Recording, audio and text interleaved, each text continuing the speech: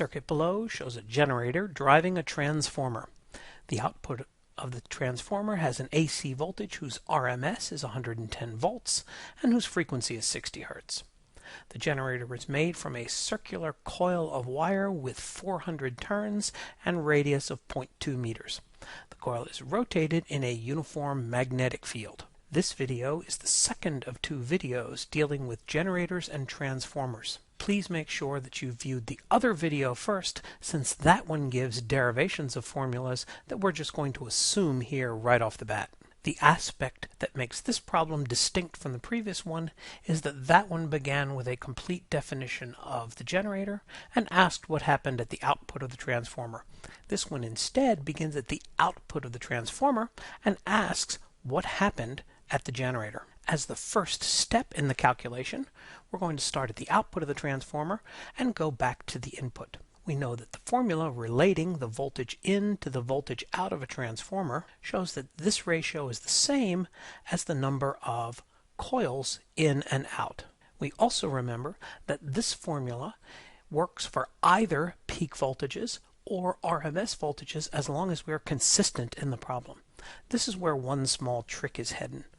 Please note that the voltage given at the output side is an RMS voltage, whereas the voltage requested from the input side is a peak voltage. We can choose to either apply the transformer equation in RMS and then scale up to peak, or we can scale up to peak first.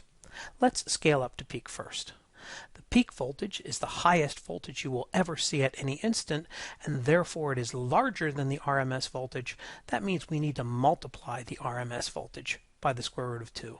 Plugging in 110 volt RMS as the output, we find that the peak voltage is 155.56. This result is the one that we choose to put into the transformer formula, wherein we find that the input voltage is proportional to the output voltage, with the proportionality constant being N in divided by N out. Plugging in the 3000 turns for N in and the 100 turns for N out, we find that the input peak voltage is 4666.9 volts. We recognize, looking at the figure, that the input voltage to the transformer is equal to the output voltage of the generator.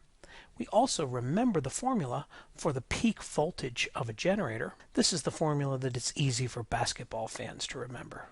If we plug in the information that we just calculated, as well as the information that we were given in the problem, omega is 2 pi frequency with a frequency of 60 Hz.